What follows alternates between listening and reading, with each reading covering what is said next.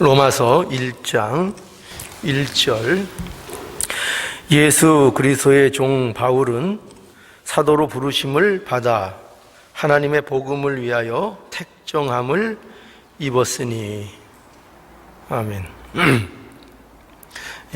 예수 그리스도의 종 바울은 사도로 부르심을 받아 하나님의 복음을 위하여 택정함을 입었다.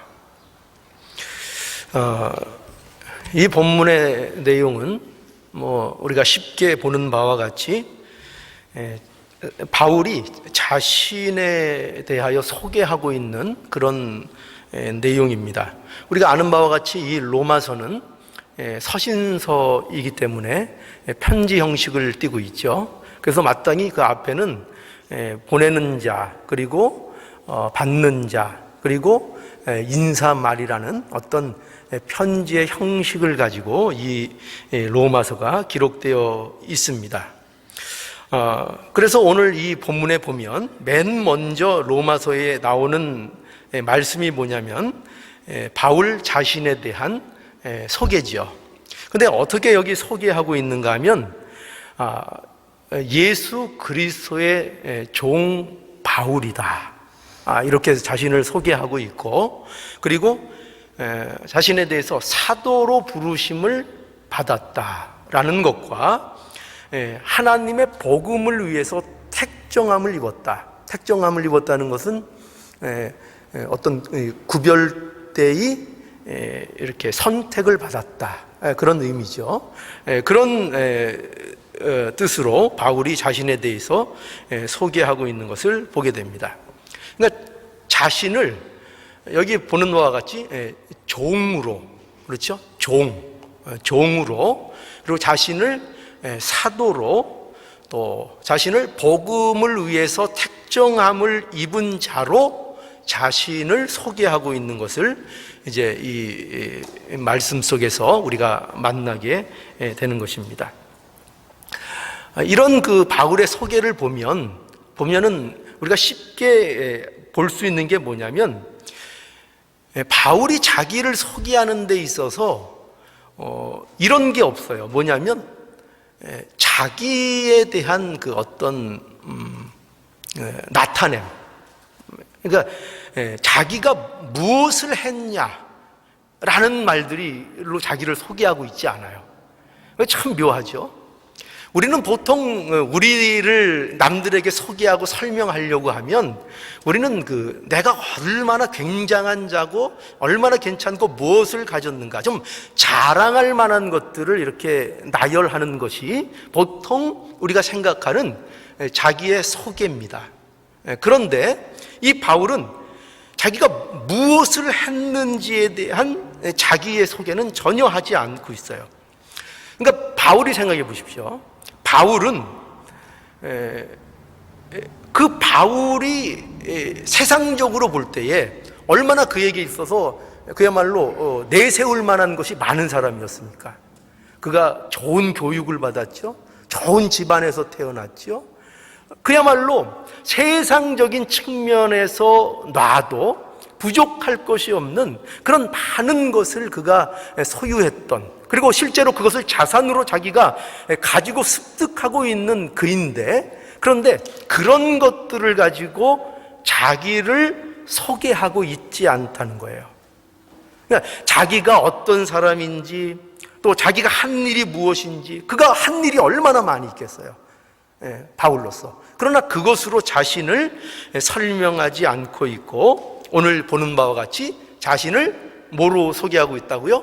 종으로, 자기를 사도로 부름받은 것으로, 그리고 자기를 하나님의 복음을 위해서 택정을 입은 자로서 자신을 소개하고 있는 것을 보게 돼요. 자, 그런데 이러한 소개, 이런 식으로 자신을 바울이 소개하는 이유가 있어요. 그 이유가 무엇인가 하면은 바울은 이런 소개를 통해서 목적하고 있는 게 있습니다. 뭘까요? 바울이 과연 목적하는 것이 여러분 뭘 것 같아요? 바울은 이런 자기의 소개를 통해서 바로 자기가 전하고 있는 복음 있죠, 복음. 이 복음의 정당성을 확보하기 위해서 이런 소개를 하고 있는 거예요. 우리가 생각하면 다른 소개를 할 수 있죠. 얼마든지 다른 면으로 자기를 나타낼 수 있죠. 그런데 바울은 지금 무엇이 목적이냐 하면 복음을 어떻게 해서든지 전하는 게 그에게는 사명이고 목적이에요. 그의 머릿속에는 어떻게 하면 이 복음을 전할까라는 것으로 온통 그의 머릿속은 사로잡혀 있어요. 그래서 그는 어떻게 하면 이 복음이 하나님의 말씀으로서 정당하게 그들에게 전달될까? 라는 차원에서 이 바울은 자기 자신을 소개하고 있다는 것입니다. 그래서 즉 바울이 로마서에서 말하려고 하는 복음의 근거가 자기 자신이 아닌 하나님으로부터 온 것이라는 것을 분명히 하기 위해서, 이 사실을 분명히 하기 위해서, 그래서 바울이 이와 같은 자기소개를 하고 있는 것입니다. 그래서 우리는 오늘 이 말씀을 통해서요, 오늘 이 말씀을 우리가 살피는 것을 통해서 바울이 복음의 정당성을 위해서 자기를 소개하고 있는 이 내용을 통해서 우리가 오늘 보려고 하는 건 이거예요. 뭐냐면 바울이 즉 복음을 받은 자, 바울은 복음을 받은 자잖아요. 그 복음을 받고 제대로 깨닫고 하나님으로 부름받은 그가 자기 자신을 도대체 어떻게 이해하고 있느냐는 겁니다. 그래서 이 내용을 통해서, 즉 바울의 자기 인식을 통해서 우리의 어떠함을 살펴보려고 그러는 거예요. 바울이 어떤 자라고요? 복음을 바로 이해한 자라고요. 복음을 위해서 부름을 받은 자라고요. 근데 그가 자기 자신을 어떻게 이해하는가를 살핌으로 인해서 우리 성도라는 자들이 과연 어떤 자들인가? 성도는 자기를 어떤 식으로 이해하고 있어야 하는가? 여러분들은 여러분들을 어떻게 이해하고 있어요? 여러분은 누굽니까? 여러분의 정체를 아세요? 여러분은 과연 누구예요? 여러분이 누구냐고 누군가 여러분들에게 질문을 던진다면 여러분은 여러분 자신을 무엇이라고 남들에게 설명해 줄 수 있어요? 나는 누굴까요? 나는 과연 누굴까요? 그 인식, 자기에 대한 인식, 그것이 어떠하냐라는 것을 우리에게 보여주고자 하는 것입니다.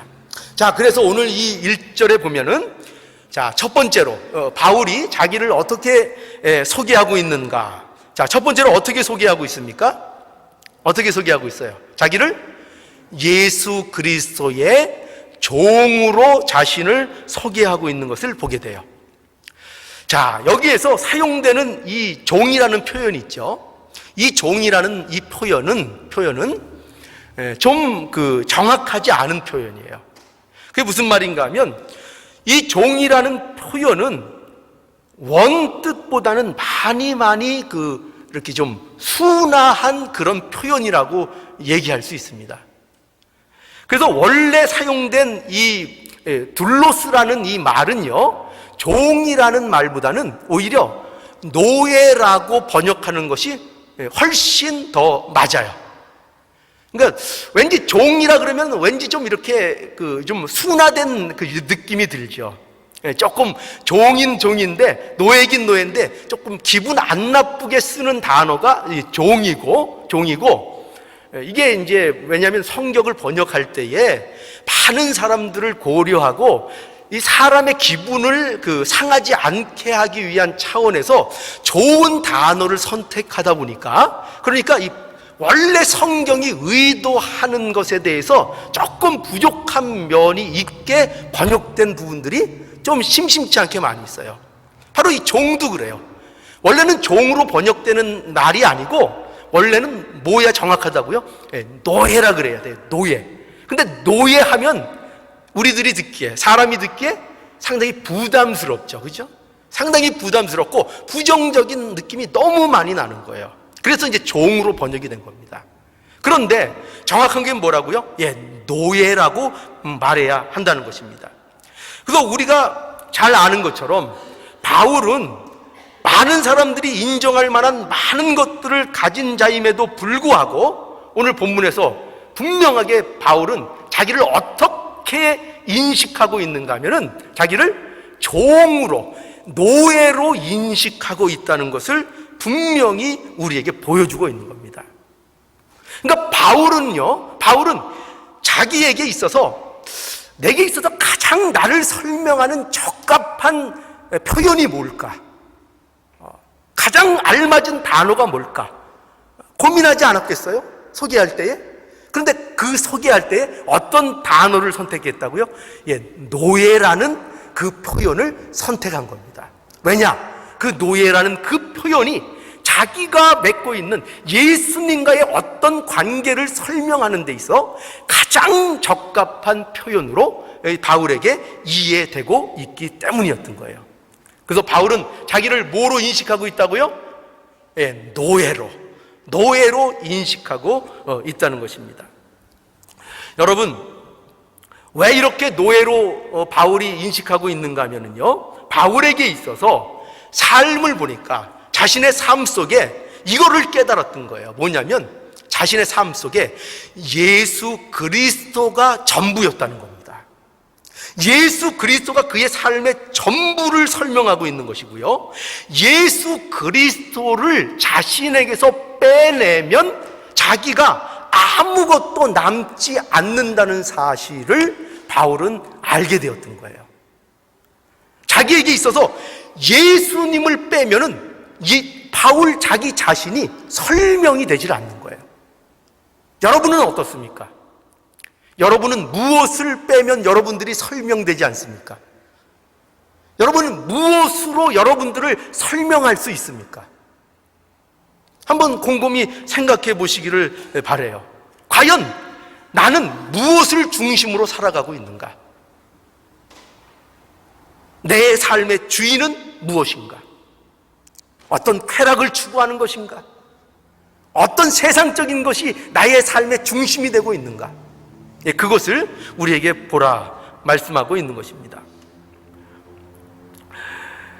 바울은 이렇게 이 노예라는, 어떻게 보면 굉장히 부담스럽고 굉장히 세상적으로 안 좋은 이 표현을 자기 자신에게 쓰면서 바울은 어떤 마음으로 쓰고 있습니까? 굉장히 자랑스럽게 지금 쓰고 있는 겁니다. 굉장히 기쁜 마음으로, 즐거운 마음으로 자기가 노예됨을 설명하고 있는 거예요. 어떻게 그럴 수 있을까요?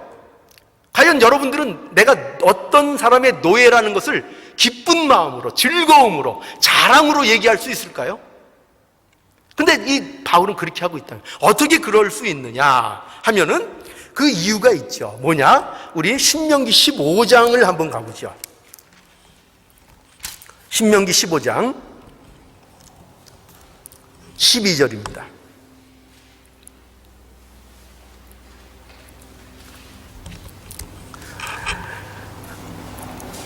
내 동족 히브리 남자나 히브리 여자가 내게 팔렸다 하자. 이거 지금 종에 대한 얘기입니다.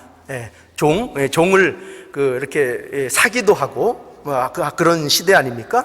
내 동족 히브리 남자나 히브리 여자가 내게 팔렸다 하자.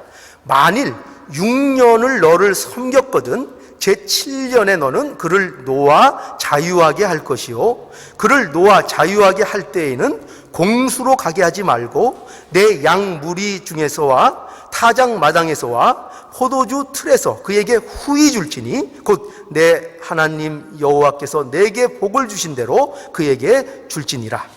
너는 애굽 땅에서 종되었던 것과 내 하나님 여호와께서 너를 속하셨음을 기억하라. 그를 인하여 내가 오늘날 이같이 내게 명하노라 하면서 16절 뭐라고 하는가 하면, 종이 만일 너와 내 집을 사랑함으로 너와 동거하기를 좋게 여겨 내게 향하여 내가 주인을 떠나지 아니하겠노라 하거든. 17절 송곳을 취하여 그의 길을 문에 대고 뚫으라. 그리하면 그가 영영이 내 종이 되리라. 내 여종에게도 일례로 할지니라. 여러분, 이스라엘에는 여러 가지 법이 있는데 이 종에 관련된 법규가 설명되고 있어요. 여기에 뭐라고 되어 있는가 하면은 종을 사게 되면 6년을 그 종이 이제 주인을 섬길 거 아닙니까? 그러면 6년이 지나고 7년 되는 그 해에 이 종을 자유인으로 놓아주게 되어 있습니다. 그런데 이걸 그냥 놓아주는 것이 아니고 어떻게 놓아준다고요? 주인이 어떻게 해야 된다고요? 놓아줄 때 반드시 자기 소유에서 그 종에게 넉넉히 나누어 주어서 그를 풀어 주어야 하는 것입니다. 그런데 만일 그 종이 주인과 그 집을 사랑함으로 예를 들어서 나가기를 원치 않을 때가 생기는 거예요. 너무나 이 주인이 너무나 좋고 주인을 사랑하는 거예요. 그래서 자기가 나가고 싶지 않다고 생각할 때는 그것을 원하면은 어떻게 한다고요? 주인이 송곳으로 그 종의 길을 문에 대고 뚫는 거예요. 뚫어서 그 징표를 가지고 이제 그 종이 바라는 대로 영원한 그 집의 그 주인의 종이 되게 한다는 것입니다. 여러분, 바로 이거죠. 바울이 지금 자신을 예수 그리스도의 종이라고, 노예라고 얘기할 때 그 노예의 그 모습이죠. 그렇죠? 그가 왜 바울이 자신의 노예됨을 기뻐합니까? 왜 그것을 자랑스럽게 얘기할 수 있습니까? 그 이유는 단 이거예요. 뭐냐면 예수 그리스도를 사랑하기 때문인 거예요. 그러니까 사랑에 붙들려 있는 종이 되는 거죠. 여러분, 기가 뚫린 종, 무엇을 얘기합니까? 사랑에 붙들린 종인 거예요. 어떤 법적인 거거나 어떤 억압이나 강제나 어떤 테두리 안에서 억지로 붙잡혀 있는 노예가 아니고 뭐라고요? 사랑에 붙잡혀 있는 종, 노예를 얘기하고 있는 것입니다. 그래서 사랑에 붙잡힌 자발적인 노예, 그것이 바울의 모습이었던 거예요. 예수 그리스도 안에 이렇게 붙들려 있으므로 그 노예의 생활을 기쁨으로, 자랑으로, 즐거움으로 할 수 있었다는 것을 말씀하고 있는 것입니다. 여러분, 이것이 바로 신자의 모습이라는 거예요. 우리가 예수 그리스도 안에서 우리를 이제 종이 아닌, 이제 그보다 더한, 그냥 자유 정도가 아닌 우리를 하나님의 자녀로서 우리를 불러주셨다는 겁니다. 자녀의 자리, 그 자녀의 권세를 우리에게 주셨다는 거예요. 그래서 우리는 이제 어떤 법적인 것이나 어떤 의무적인 것이나 어떤 억압에 의해서 그래서 하나님을 섬기거나 복종하거나 하나님의 말씀에 순종하는 자로 서 있질 않고 우리는 사랑의 붙들림을 당해서 그 사랑이 우리를 강건해서 그래서 우리가 하나님 앞에 복종하며 하나님의 말씀을 생명으로 여기며 그 말씀을 순종하는 것이 기쁜 자가 된 그런 자로 하나님께서 우리를 불러주셨다는 것입니다. 여러분 어떠세요? 여러분 삶 속에 하나님의 말씀을 여러분들이 들을 때에 하나님께서 여러분들의 요구하는 신자다운 삶을 여러분들이 들을 때에 어떠세요? 그것을 요구받는 여러분의 마음이 기쁘십니까? 하나님 앞에 아멘으로 그것이 화답이 되십니까? 기쁘세요? 하나님의 명령이 여러분 기쁘세요? 그것이 기쁜 것이 성도예요. 그것이 기뻐야 합니다. 왜요? 우리는 더 이상 어떤 율법이나 어떤 억압이나 강제저나 어떤 힘에 의해서 강제적으로 붙들려 있는 관계가 아니기 때문이에요. 우리는 사랑의 관계로 붙잡혀 있어요. 이 사랑에 의한 이 관계는 어떤 억압에 의한 관계보다 더 견고하고 더 확실하고 우리가 거부할래야 거부할 수 없는 하나님의 손에 의해서 붙들려 있는 관계라는 것을 분명히 우리가 이해해야 한다는 것입니다. 여러분, 우리가 과연 이 관계에 놓여 있고 이 신자로서의 기쁨을 누리고 있는가? 우리 자신들을 점검해 볼 수 있기를 원합니다. 여러분 뭐라고요? 여러분 바울이 자신을 뭐라고 인식하고 있다고요? 예수 그리스도의 노예입니다. 여러분도 여러분 자신들을 무엇으로 인식하는 것이 가장 밑바닥에 깔려 있어야 된다고요? 여러분 누굽니까? 예수 그리스도의 종입니다. 무엇에 붙들려 있는 종입니까? 사랑으로 붙들려 있는 예수 그리스도의 노예가 바로 저와 여러분들입니다. 이거 명심하세요. 자, 두 번째, 바울은 자신을 어떻게 또 부르고 있는가 하면, 바울은 자신을 사도로 부르심을 받은 자라, 이렇게 소개하고 있는 것을 보게 돼요. 여러분, 여기에서 그 사도라는 뜻은요, 우리가 잘 아는 대로 보내심을 받은 자, 이런 뜻입니다. 이 사도라는 것이요, 예수님으로부터 직접 보내심을 받은 자, 그게 이제 사도인 것입니다. 그런데 이 보내심을 받았다는 이 내용에는요, 항상 그 앞뒤에 따라와야 하는 중요한 내용이 있어요.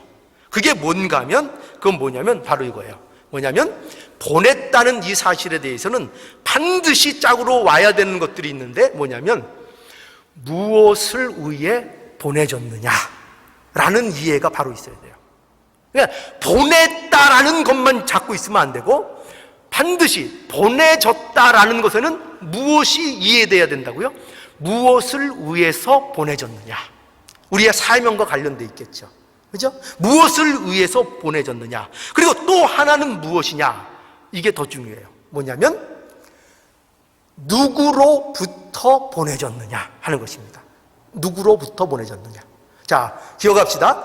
우리를 보내셨대. 사도는 보내심을 받은 자래요. 근데 보내심을 받았다면 첫 번째 생각해야 될 게 뭐라고요? 그 자체만 생각하면 안 되고, 반드시 보내심을 받았으면 뭔가 이루기 위한 목적이 있어서 보냈을 거라는 그 무엇인가라는 그것을 우리가 반드시 생각할 수 있어야 되고, 그리고 그거보다 더 중요한 건 뭐냐면 뭐라고요? 누군가 내가 보내줬다면, 여러분 생각해 보세요. 그렇죠? 우리가 상식적으로 논리적으로 생각해도 우리가 보내졌다면 그냥 보내진 거 아니잖아요.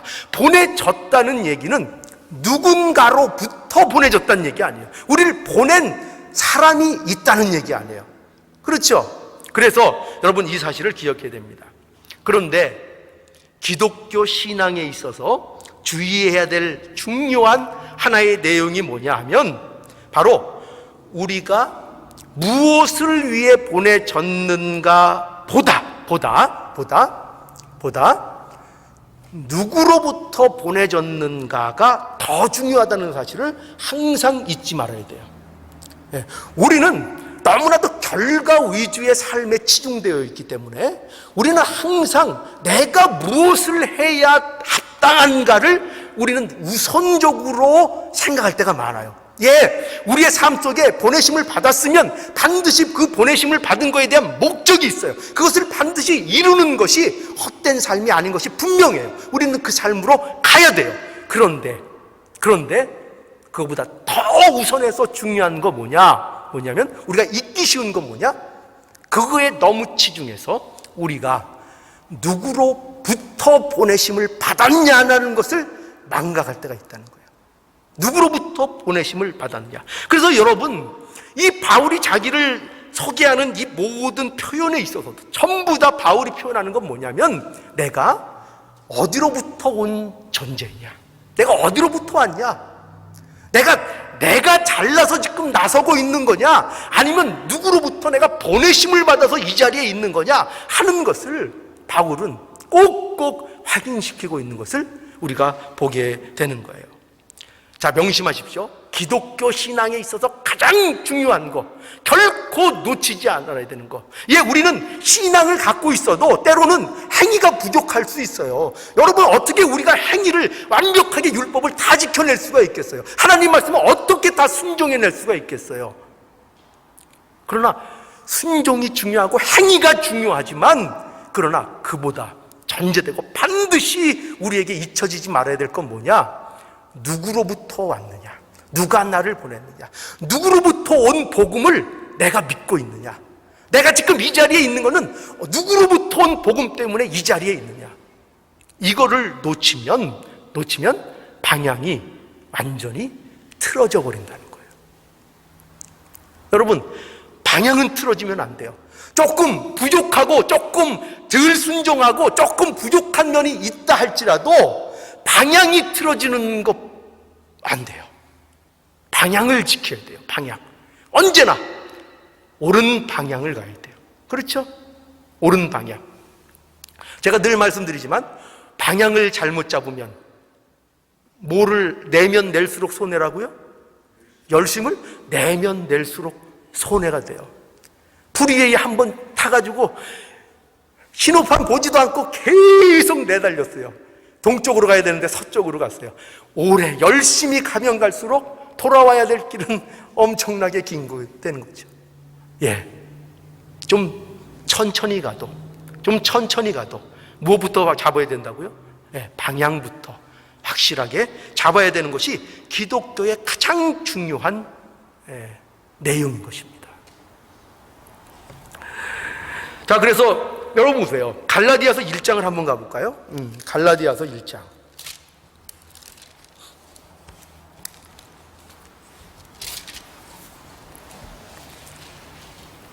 갈라디아서 1장 11절.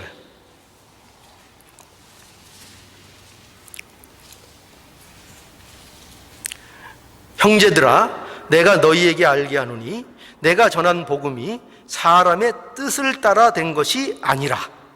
자, 이 지금 분명하게 바울이 이 복음에 대해서 설명하고 있는 것을 분명하게 여기 보게 되죠. 형제들아, 내가 너희에게 알게 하노니 내가 전한 복음이 뭐가 아니라고요? 사람의 뜻을 따라 된 것이 아니라. 12절에 이는 내가 사람에게서 받은 것도 아니요 배운 것도 아니요 오직 예수 그리스도의 계시로 말미암은 것이라. 바울의 복음은요, 자기 자신이 깨달아낸 것도 아니고 자기가 무슨 돌을 닦아서 자기가 깨달아서 어느 날 이거구나 깨달아서 된 것도 아니고 자기 어떤 열심으로 된 것도 아니고 어떤 행위로 된 것도 아니고 누구에게 가르침을 받아서 된 것도 아니고 오직 어떻게 됐다고요? 하나님이 열어 보여주셔서, 하나님이 보여주셔서 알게 됐다. 하나님이 계시해 주셔서, 예수 그리스도께서 계시해 주셔서 이 내용을 알게 되었다는 것을 분명히 하고 있는 거예요. 그래서 이 사실 때문에 바울은 자신을 언제나 사도로서 강조하고 있는 것입니다. 내가 사도라는 것이죠. 왜? 그 사도라는 의미가 뭐예요? 내가 만든 게 아니라는 거죠. 내가 나서서 사도 됐다는 게 아닌 거죠. 바울은 내가 나서서 사도가 된 게 아니에요. 하나님이 보내셨습니다. 하나님이 보내셔서, 부르시고 보내셔서 사도가 됐다라고 말하고 있는 것입니다. 복음, 복음이 좋은 소식 아니에요? 그러니까 우리는 좋은 소식이라고 해서 무조건 좋은 거라고 생각하면 안 돼요. 좋은 소식이라고 해서 무조건 그것을 복된 소식이라고 생각하면 안 돼요. 왜냐? 우리에게 있어서 좋은 소식은 그 자체가 중요한 게 아니에요. 그 자체가 중요한 게 아니고 그 좋은 소식은 뭐가 중요하다고요? 누구로부터 온 소식인가가 중요한 거예요. 누구로부터 온 소식이냐? 복음이 누구로부터 온 소식이라고요? 하나님으로부터 온 소식이기 때문에 그것이 우리에게 정말 좋은 소식이고 복음이 된 것이지, 여러분 아무리 우리에게 좋은, 우리에게 유익이 되는 소식이 우리에게 전해질지라도 하나님으로부터 온 것이 아니면 그것은 우리에게 뭐가 아니라고요? 좋은 소식이 아니라고 말씀하고 있는 것입니다. 그거 반드시 하나님께로 온 좋은 소식이어야 하는 거예요. 그러니까 제가 늘 강조하는 그 말씀이 있죠. 우리는 자꾸 어디에 시선을 뺏긴다고요? 뒤에 있는 결론 부분에 시선을 뺏긴다고요. 우리는 사랑하면은 그 사랑이 무조건 다 좋은 줄 알아요. 그렇죠? 우리는 뭘 자꾸 놓친다고요? 누구로부터 온 사랑인가? 어떤 사랑인가는 놓치고 우리는 사랑이면은 만사 오케이라고 생각해요. 그렇죠? 우리는 믿음 하면 다 넘어가요. 그렇죠? 믿음 하면 좋은 거야. 다 넘어가요. 그런데 성경이 얘기하는 건 뭐예요? 아니야. 믿음이 다 좋은 게 아니고 어디로부터 온 믿음이냐, 누구로부터 주어진 믿음이냐 라는 것이 중요하다고 성경은 우리에게 늘 말씀하고 있는 거예요. 그래서 이런 것 주의해야 돼요. 신앙생활 할 때. 사랑 제일주의, 믿음 제일주의. 그게 다 뭔지 아세요? 왜, 무엇을 의미하는지 아세요? 예. 그게 어디로부터 온 것인가에 대한 분별 없이 그 자체, 그 개념 자체를 최고의 우선에 두는 행위예요. 이렇게 되면 사랑이 최우선으로 가면 사랑의 잣대 아래서 여러분 오늘날 이슈가 되고 있는 동성애, 그렇죠? 이런 모든 것들이 그것들이 다 힘을 얻게 돼요. 왜요? 그들이 주장하는 거 뭐죠? 사랑이라는 거예요. 사랑인데 무슨 국경이 필요하고, 거기까지는 멋있죠. 사랑인데 무슨 남자가 남자하고 여자가 여자고 이런 게 사랑하면 됐지 왜 그런 거를 구분하냐 이거예요. 그렇죠? 무슨 말 뜻인지 아시겠죠? 사랑만 강조되면 그렇게 된다니까요. 그래서 반드시 뭐가 필요하냐? 무엇으로부터 온 사랑이냐? 누가 준 사랑이냐? 어떤 사랑이고 어떤 믿음이냐? 그 기도도 누구에게 기도하느냐? 그렇죠? 그게 기독교 신앙인 거예요. 그것을 봐야 하는 거예요. 그래서 이 바울은 그런 의미에서 하나님께로부터 온 복음, 그것이 좋은 소식인 것을 우리에게 말씀하고 있는 겁니다. 자, 이제 마지막으로 세 번째, 바울은 자신이 하나님의 복음을 위해서 택정함을 입었다라고 자신을 소개하고 있는 것을 보게 됩니다. 그러니까 이 이야기는 바울은 이거죠. 자신이 은혜를 입었다는 거죠. 택정함을 입었다는 것은 자기가 특별히 구별되어 하나님의 은혜를 입었다는 거죠. 어떤 은혜를 입었는가? 바울은 이거에 대해서 누구보다도 뼈저리게 경험한 그런 자일 거예요. 그래서 고린도전서 15장 9절로 10절에 보면 나는 사도 중에 지극히 작은 자라. 내가 하나님의 교회를 핍박하였으므로 사도라 칭함을 받기에 감당치 못할 자로라. 그러나 나의 나된 것은 하나님의 은혜로 된 것이니 내게 주신 그의 은혜가 헛되지 아니하여 내가 모든 사도보다 더 많이 수고하였으나 내가 아니요 오직 나와 함께 하신 하나님의 은혜로라 라고 말하고 있는 것을 보게 돼요. 바울은 모든 것이 하나님의 은혜라는 것을 아는 거죠. 자신이 사도로 부르심을 받는다는 것, 바울이 생각할 때 말도 안 되는 일이에요. 그죠? 자기가 이해할 때, 자기의 생각에는 이거는 말도 안 되는 거예요. 어떻게 나 같은 자가 사도가 될 수 있는가? 이거는 도무지 상식으로는 아니, 어떻게 생각해도 이해가 되지 않는 그런 문제예요. 그런데 사도로 부르심을 받은 거예요. 그것이 바울의 고백인 겁니다. 그래서 바울은 그런 모든 것들을 이 말로밖에는 설명할 수밖에 없는 거예요. 뭐라고요? 하나님의 은혜다. 내가 지금 이 자리에 있는 거 하나님의 은혜라고 밖에는 설명할 수 없다라고 말하고 있는 것입니다. 여러분들은 어떠세요? 여러분들이 이 자리에 있는 것, 복음을 받아들인 하나님의 자녀로 있는 것, 이런 것들이 하나님의 은혜로 분명하게 인식되십니까? 그 은혜 때문에 내가 이 자리에 있다는 것, 여러분이 아무리 고통스럽고 어렵고 여러 가지로 쫓기는 그런 여러 가지 환경 속에 있을지언정 그래도 하나님께서 날마다 우리를 모아주시고 불러주시고 말씀으로 권고해 주시고 찾아오시는 이 역사 속에서 이 모든 것이 하나님의 은혜라는 것을 여러분들은 자신 있게 고백하실 수 있겠습니까? 어려워도요? 힘들어도요? 사건 사고가 앞에 일어나도요? 그게 신자예요. 그게 신자의 모습이에요.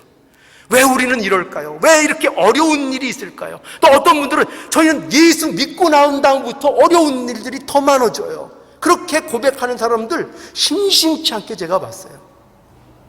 심심치 않게 봤어요. 그거 감당하는 거 신자의 모습입니다. 거기에 흔들리지 않는 거, 그거 신자의 모습이에요. 하나님께서 우리에게 바라시는 그 모습인 것을 우리에게 말씀하고 있는 거예요. 자, 여러분, 오늘 이 말씀 속에서 바울이 자기를 어떻게 인식했는지를 우리는 분명히 살펴보았습니다.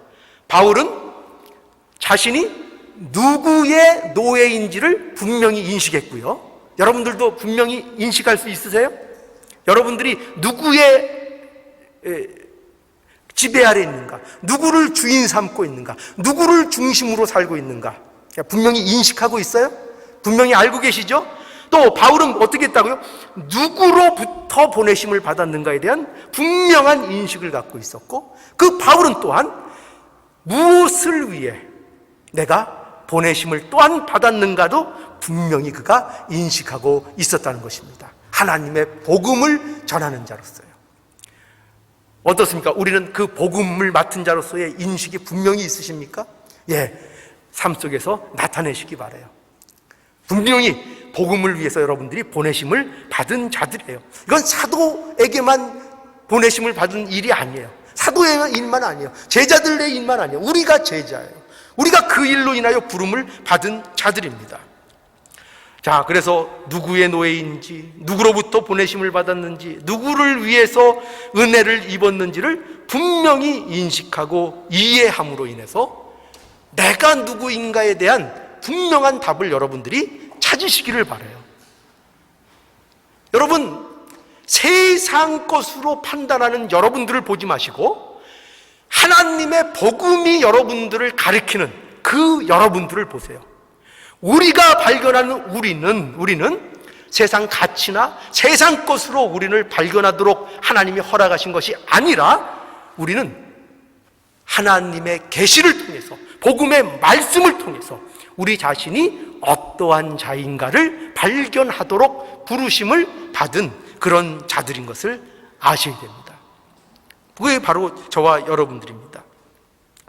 자, 그래서 여러분 분명히 오늘 이 사실을 아시기 바랍니다. 저와 여러분은 예수 그리스도의 노예입니다. 무엇이 여러분들의 삶의 중심인가 하면 예수 그리스도가 여러분 삶의 중심입니다. 여러분들의 삶의 중심은 돈도 아니고 성공도 아니고 어떤 쾌락도 아니고, 그렇죠? 쾌락에, 어떤 오락에 사로잡혀서 자기가 누군지를 망각하고 사는 사람들이 얼마나 이 땅에 많은지 몰라요. 성도들조차도 세상 쾌락에 사로잡혀서 자기의 정체를 잃어버리고 사는 사람들이 얼마나 많은지 몰라요. 복음 안에서 자기를 찾으세요. 자기를. 언제까지 그렇게 망각하며 헛된 세월을 살아갈 것입니까? 자기를 찾으세요. 자기를 찾으세요. 어디로 찾아야 된다고? 하나님 말씀 안에서요. 하나님이 비춰주시는 그 계시의 빛 아래서 자신을 찾아내시길 바랍니다. 이것이 하나님의 뜻입니다. 여러분, 이렇게 생각해 보세요. 어차피 저와 여러분들 모든 인생들은 노예로 사는 거예요. 무언가에는 사로잡혀 있어요. 무언가에는 사로잡혀 있어요. 돈에 사로잡혀 있든지 성공에 사로잡혀 있든지, 우리 막내는 또 막내가 아니, 우리 애들 또 게임 좋아하는 애들도 있고, 무언가에 사로잡힌 삶을 살고 있어요. 어떤 사람은 그러죠. 저는 아무것도 사로잡히지 않았는데요. 저는 노예가 아니에요. 아니요. 당신이 제일 많이 사로잡혀 있어요. 자기에게 꽉 사로잡혀 있어요. 거기에서 벗어나라는 것입니다. 거기에서 그 노예 되지 말고 누구의 노예 되라고요? 예수 그리스도의 노예가 되십시오. 이거보다 기쁜 노예는 없습니다. 이거보다 기쁜 삶, 이거보다 기쁜 즐거움은 없어요. 예수 그리스도의 노예가 바로 저와 여러분들의 정체요, 우리의 자신에 대한 분명한 자신에 대한 인식이 되어야 할 것입니다. 모두 예수 그리스도의 종이 되기를, 종이라는 인식을 분명히 갖는 저와 여러분들의 삶에 축복이 있기를 간절히 축원합니다.